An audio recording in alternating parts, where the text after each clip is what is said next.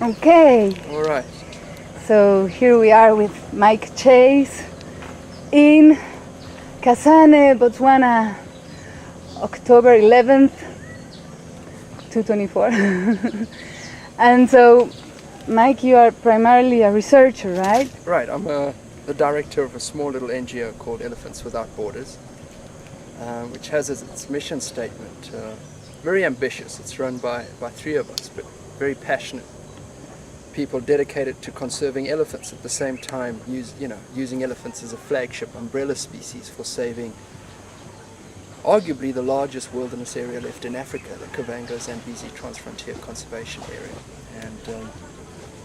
And if we can't save the African elephant, I always feel, then what hope is there for the rest of the world's wildlife? The most charismatic mega herbivore and the largest terrestrial animal that walks this planet, I think requires as much attention as we can give it. And what specifically do you research about elephants? Particularly their spatial ecology. I find if we're going to make a difference to conserving African elephants, the greatest threat to date is loss of habitat. So I particularly look at their movements so we can conserve their habitat. I think that's the mistake we've done in the past, is that we've conserved habitats without better understanding the species, what their habitat requirements are. So the best way to determine that is by fitting satellite collars on them and monitoring their movements. And we learn so much from that, not only the spatial dynamics of elephants themselves, but the areas that they need to survive. And well, I've read literature that there's elephant populations are exceeding the sustainable numbers and that culling is necessary. How do you feel about that? That's right. Some people believe that our elephant population has reached its carrying capacity, that the environment can no longer support the number of elephants we have. We have 150,000 elephants in Botswana alone. It's the largest elephant population in Africa, but to subdue such a enormous and spectacular animal to such a dismal fate, to literally go out and cull, shooting family herds of elephants is not the solution. I believe there's a more natural solution. If we create and open up corridors so that we can release this high seasonal compression of elephants to filter back into sink habitats. And this is best illustrated by the work that we're doing. We're sitting with this huge population in Botswana, which is now filtering back to their ancestral homelands in southeast Angola. The elephants of Angola were decimated by civil war, so leaving vast wilderness areas, sterile wilderness areas with no wildlife. And all evidence suggests from our telemetry work that elephants are returning home. So 30 years after the war, elephants that sought refuge in the safety and security of Botswana now know that the war has ended, and their movement coincides with the end of the war. So that, I think it's just such a marvelous, wonderful story, when we hear the doom and gloom that the Earth is in right now, our planet, that, elephants are now repopulating. And as I say, elephants are the umbrella, but it's other wildlife species as well, which is really fantastic. Sable, roan, eland, giraffe, lechwe on the floodplains. It's very encouraging. And of course it brings all the governments together. It makes them talk about conservation, co-management of shared water resources. So using elephants as the flagship is to, trying to create this huge transfrontier conservation area. So yes, you are passionate about the KAZA project, the Kavango-Zambezi Transfrontier Conservation Area, I guess. It's overly ambitious and perhaps optimistic, but if you got to one step at a time, and I am. The memorandum of understanding has been signed by all the stakeholder governments, and that's a tremendous conservation feat in itself, that these governments are prepared to talk to one another. In the case of Angola, we have some, they haven't been elicited or haven't been involved with management of the Okavango River for close on 30 years, and now to have them as a key player in better managing our ecosystems is vitally important. How do you feel about the critique that transfrontier conservation areas and areas particularly as large as KAZA are neo-colonialism, that it's the top-down approach, that it is again? Well, those,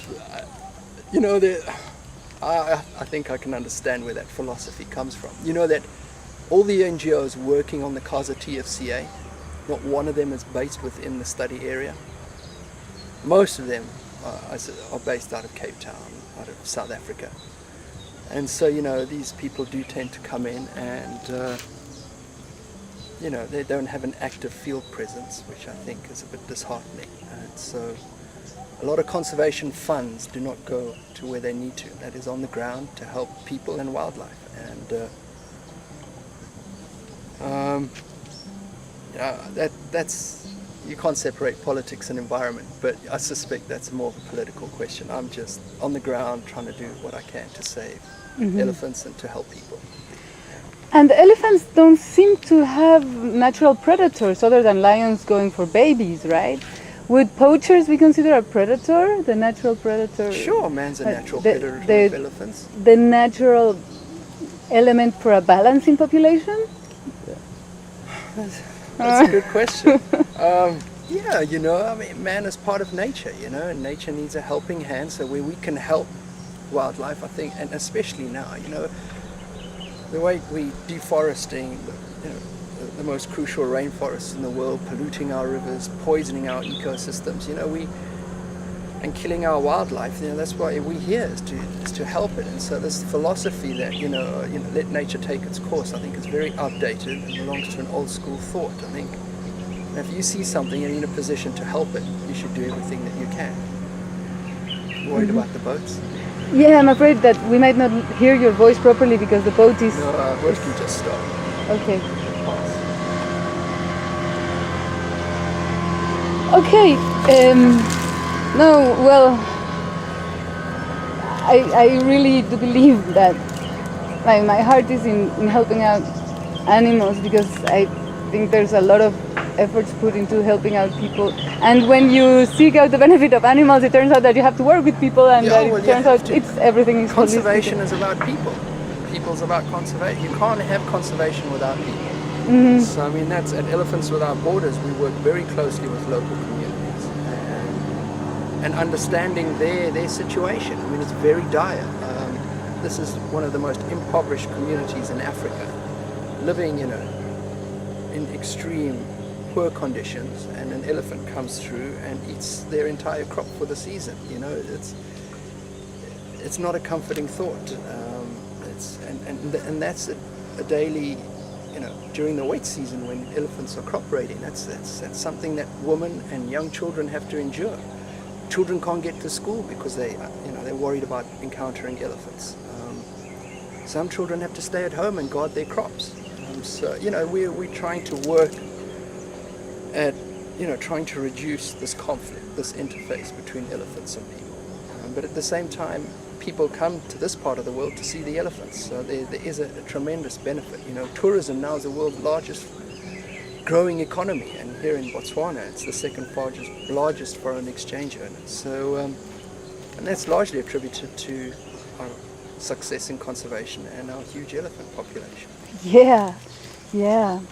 Now, I was very glad to learn from my interview with Carl Murphy and Alfred Shibongo that there is really no opposition to the Khaza TFCA. That really it's moving forward slowly but decidedly. There is nothing really stopping it. Well, you know, you asked a good question. At the political level, you know, we provide our information to the policymakers and the political decision makers to make better informed decisions about the management of Khaza.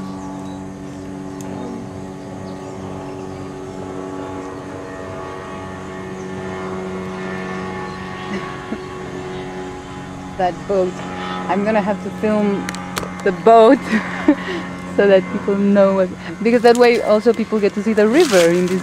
They won't even know that we're standing next to the. Is this the Chobe or there's some these? Chobe. It's the Chobe. Chobe River. Yes.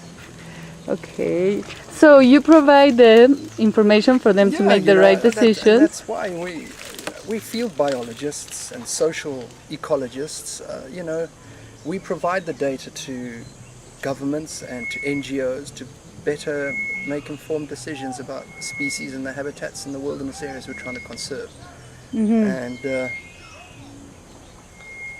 the rest is up to them, I suppose. We can engage them as much as possible, and we do. And we're a spokesperson for elephants. But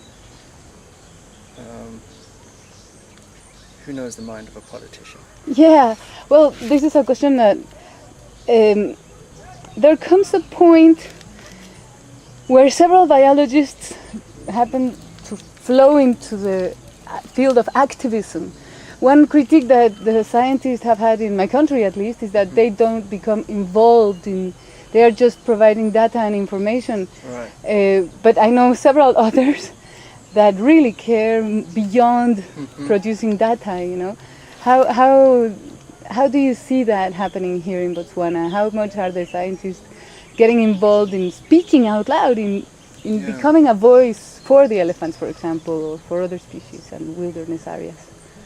Well, I can't speak on behalf of other scientists, but for, myself, I can speak for myself and say that, I do all that I can in trying to promote conservation in this part of the world. I'm a Motswana, I'm a 5th generation Motswana. This is my home, this is my country, and I'm deeply passionate and dedicated to conserving our natural heritage. And so, if somebody's going to put in a sugar plantation or a huge fence in the heart of this incredible wilderness, obviously I'm going to be very outspoken towards it. So, I do all that I can from the scientific standpoint, and not necessarily activism, but boost the profile of this part of the world. No. Whatever means I can. Well, let me shift the conversation towards fences in Botswana. The Setata fence, the southern buffalo fence. That's right. And the new proposed fence between N3 and N5, or G3 and G5, I don't know exactly. Okay. I've got the article here in the African Geographic. I've been reading up a little bit about it. But particularly, one of the paintings that I am making is specifically about fences that block the movement of migration. Okay.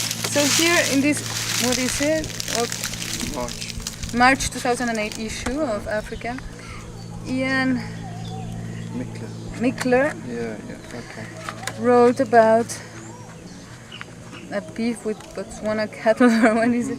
With Botswana It'll be fences. right in the beginning. In the beginning? Yeah.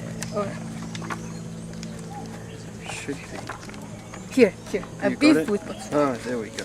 Oh, actually the page came Okay. off. See, and he speaks about the new proposed fence, which is between NG5 and NG3, and blocks these migrations. Then I have these letters that Karen Ross shared with me, in which a distance of 70 kilometers from Reronde towards the Namibian border has been left open. You should read these letters. They're good. But specifically, this painting that I'm working on focuses on the issue of fences. And well, you see that's obviously certain fences do have detrimental impacts to the movements of wildlife. But from my study, I've found that if it were not for some of these fences, the integrity of the ecosystems, the sanctity of the Okavango Delta would not be preserved. They've actually stopped the encroachment of domestic stock farming activities into the wilderness areas of Botswana. So they've been a very effective barrier in conserving vast areas of northern Botswana. Yeah. And if it was not for those fences, a lot of our wilderness areas now, especially the southern fringes of the Okavango Delta, I believe would be overrun by cattle and sheep and goats and donkeys. So they have been very effective in safeguarding the Okavango Delta. Oh, and what about the Setata fence? On that particular fence, unfortunately, I have no data. I don't work in that part of the world. I can only That's a new fence. I don't work down there. I don't know Uh-huh. what the implications for that fence might be, but I can only comment on the fences that are in our study area. Yeah, in your study area. But you None of our elephants have managed to that's wrong. What I should say is none of our female elephants, family group elephants, have been able to move across veterinary fences. across veterinary fences. Yeah, bull elephants step over them with ease, but when you're talking with mothers with calves at foot, they tend to block their seasonal migrations. They do And- block and their, if it- yeah, their they seasonal do. It's migrations. doing that for elephant, obviously it's doing it for wildebeest and zebra. But even a recent study now has also documented the same conclusion as us, is that some of these fences have had an unintended conservation success, repercussion. Initially, I suspect they were very dramatic to the migration of wildlife, but we've got to look at it from the position that we're in now, and that is that these fences, I suspect, are here to stay, and they have, in some way, preserved some of the last wilderness areas left in Botswana. Yeah, well, I agree, but they also affect other migratory routes. This boat, let's just document. Oh, and here comes another. I thought we had found a quiet place for our interview. Okay, which brings us back to you. So your field of study is basically the area covered by the Casa Transfrontier Right, Conservation Area. yeah. So below the Okavango Delta, you have Well, no... that's certainly part of the elephant range in Botswana. I don't have any data from that particular area. Our area is almost 300,000 square kilometers, and that's one area that I haven't worked in, unfortunately. Because the group of Karen has been opposing this fence for over 20 years. So the accomplishment of getting a 70-kilometer opening, I believe, is something enormous. I don't know which particular opening you're talking about. Well, in this letter that the Senior Private Secretary to the President addressed to Karen, please note that all the concerns and issues raised by the Well Foundation have already been addressed by leaving a wildlife migratory route of a distance of 70 kilometers from Reronde towards the Namibian border. The new fence, as agreed by the Ministry of Agriculture, Ministry of Environment, Wildlife and Tourism, and the Kalahari Conservation Society, meets the Scott Wilson's report recommendation in option 4. It leaves a wildlife migratory route to the delta, as it only runs a distance of about 150 kilometers from the buffalo fence and then 30 kilometers beyond Reronde along NG5, NG3 boundary, leaving a 70-kilometer gap. And in this, you see the NG5 and the NG3. See? So I guess it's about this migration that he's referring to. So I understand that maybe the southern buffalo fence keeps cattle from going to the Okavango Delta, but how do you feel about these other migratory routes that are affected by other fences from wildlife that goes to drink during the dry season in the Okavango Delta? You're asking me something I know very little about. I don't even know the extent of the migratory species that are left in NG 4 and 5. How many species are left there? You see what I mean? You're asking, I don't know. I can't comment on something I really don't know. But the fact that the Botswana government wants to leave a gap, a wildlife corridor, so that animals could reach the Okavango Delta, I think is incredible. As they did on the Caprivi border fence. They left a 30-kilometer gap, which elephants are now using to repopulate southeast Angola. It's fantastic conservation achievement by the Botswana government. Take down 30 kilometers of fencing along the border with Namibia, so that Botswana's elephants can move across the Caprivi back into Angola. And not just elephants, vast herds of buffalo and other plains game. So they find the openings. No, the Botswana government took it down Yeah, based upon Ah. studies, you know. And now you're asking me something. I don't know any studies. I haven't done any studies there. But I mean, I'm sure if studies are done, the Botswana government would be very willing and open to take those recommendations to heart. So, going back to Kasa, my understanding was that there were really no fences. That basically the memorandum of understanding will focus on unifying a conservation strategy. I thought Mr. Michael Sabilatini, Okay. well, he explained to me that there were no fences, that the Kasa TFCA was focusing simply on unifying a conservation management strategy. But you are telling me now that there are fences and that there are just small openings, like 30-kilometer gap? Yeah, I mean, the whole of Botswana's border, west of the Kwondo, right down, you know, with Namibia, has a fence, a double electrified fence. So, you know, there's the northern buffalo fence, there's the southern buffalo fence, and then there's all those running east from Kai, you know, from the Namibian border all the way to the Delta. I mean, there's a number of them there. And the idea of the Kasa Transfrontier Conservation Area is to remove those fences? No, not that I know. You know, the idea of the Kasa TFCA is co-management of natural resources, to engage governments, to promote a culture of peace, you know, this huge ecotourism vision for development for people. And, you know, I'm on the Kasa aspect, you'd have to speak to somebody who's very familiar.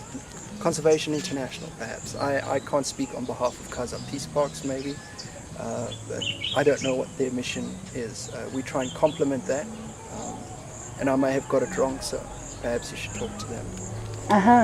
Well, I would like to focus on the work you are doing. Yeah, that's better. A few minutes that we have left. Okay. And try to understand how can your work be bolstered.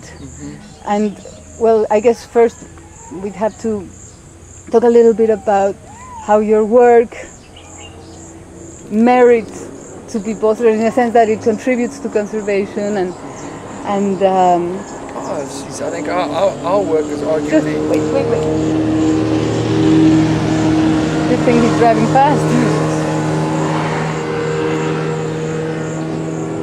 That's why I'm involved with this work. It's very applied, very management orientated, and you know, we're working to try and save the last wilderness area that encompasses 5 countries, a unique wetland that spills out into the Kalahari Desert, the Okavango Delta, and the largest population of elephants left on our planet, together with, you know, a number of migrations of wildebeest and zebra, large plain species that still occur. So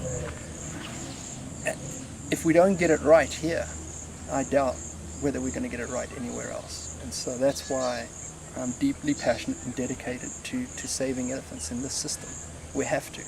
This is their last refuge, and we must do everything we can to try and help the species and the people that have to live with them. And who is funding your operation? I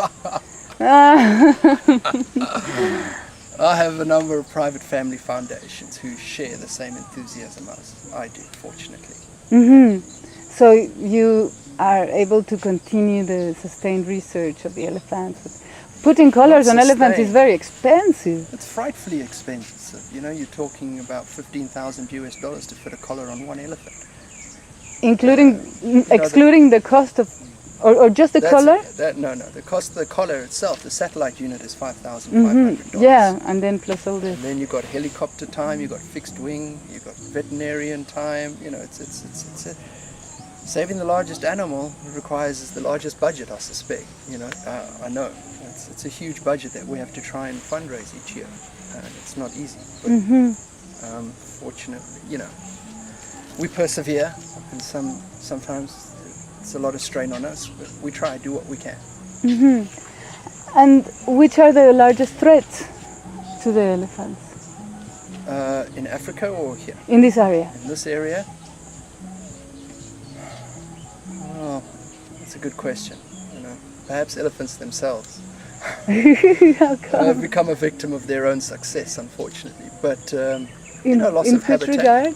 Well, that they've just increased in such number that we're now talking about reducing their numbers because they have a detrimental, supposedly negative effect on biodiversity. So we yet need to quantify that. But the loss of mature canopy trees along the river like this, some parts of the elephant range have been depleted and have lost their mature closed canopy forests because of elephant overutilization. But not, it's very patchy, and these are things that we have to understand, long-term cycles, and we're only now perhaps better understanding elephant ecosystem dynamics. But, in addition, I would say loss of habitat.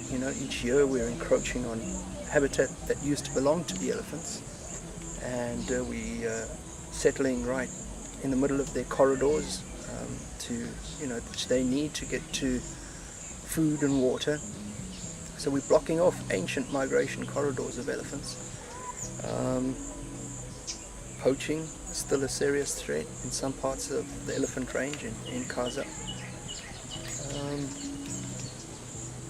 But other than that, I think it's one of the worst, in Botswana specifically, one of the most protected and thriving elephant populations in the world. Mm-hmm. And what do people poach the elephant for? Mostly for ivory? Sure, yeah. The price of ivory at the beginning of last year was $250 per kg. Mm-hmm. And by the end of 2007, it was almost $1,000 per kg. Mm. So, with that price ticket on ivory, we have seen an increase in poaching in certain parts of the elephant range. But yeah, primarily people shoot elephants for their ivory. Mm-hmm. And how do you feel about trophy hunting and sport hunting? I can't answer that. Okay. I respect. I have mixed feelings about it. I can tell you on a personal level off the camera. But yeah, let's turn this off because I want your advice about where to camp and where to go to make my painting. All right. Well, just let's say goodbye. Goodbye. Good luck. And let me take a picture because this has